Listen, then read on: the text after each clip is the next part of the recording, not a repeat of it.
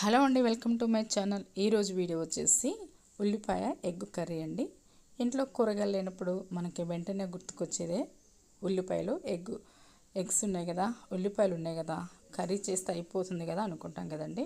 కానీ చాలా టేస్టీగా ఉంటుందండి. ఏ మాట ఆ మాట చెప్పాలి కానీ చాలా టేస్టీగా ఉంటుంది, బాగుంటుంది. ఇక్కడ నేను పావు కేజీ ఉల్లిపాయలు సన్నగా తరిగి పక్కన పెట్టుకొని స్టవ్ వెలిగించి గిన్నె పెట్టి ఆయిల్ పోసి జీలకర్ర ఆవాలు వేసి వేగనిచ్చి తర్వాత ఉల్లిపాయలు కూడా వేసి వేగనిచ్చాలండి. ఈ వేగిన తర్వాత ఫ్రెష్ అల్లం వేసుకొని మొత్తం కలుపుకొని ఒక 5 నిమిషాలు ఉడకనిచ్చిన తర్వాతకి పసుపు కారం వేసుకోవాలండి. ఇక్కడ నేను 3 స్పూన్ కారం వేసి 1 స్పూన్ పసుపు వేసి మొత్తం కలుపుకోవాలి. తగినంత సాల్ట్ కూడా వేసాను. సరిపోతే తర్వాత వేసుకోవచ్చు. ఇలా మొత్తం కలుపుకోవాలన్నమాట. ఈ పసుపు కారం ఉప్పు ఉల్లిపాయలకు పట్టిందంత మొత్తం పట్టిందాకా కలుపుకోవాలండి. ఇలా కలుపుకుంటే మొత్తానికి పడుతుంది, చక్కగా ఉంటుంది.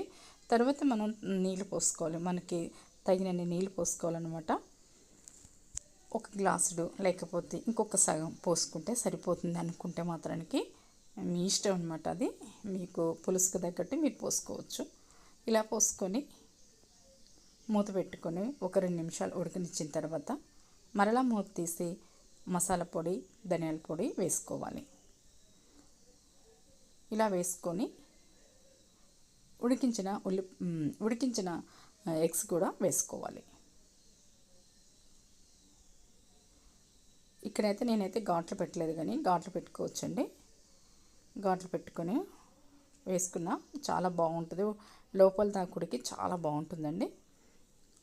ఇలా లో ఫ్లేమ్లో ఉడకనివ్వాలండి. కొంచెం ఎసరు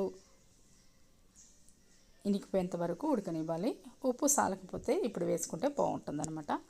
ఇలా మొత్తం కలుపుకొని ఒక 5 నిమిషాలు లో ఫ్లేమ్లో ఉడకనివ్వాలి. చూడండి, కర్రీ ఉడికిపోయింది, ఎగ్స్ కూడా చక్కగా ఉడికిపోయాయి కదండి. స్టవ్ ఆఫ్ చేసి వేడి అన్నంలో వేడి అన్నంలో మనం ఉల్లిపాయ ఎగ్ కర్రీ వేసుకొని తింటే అసలు చికెన్ కంటే కూడా కర్రీ చాలా బాగుంటుందండి. చేసే తీరు చేస్తే ఇలా చేస్తే ఇంకా బాగుంటుంది. నచ్చితే లైక్ చేయండి. Thank you for watching.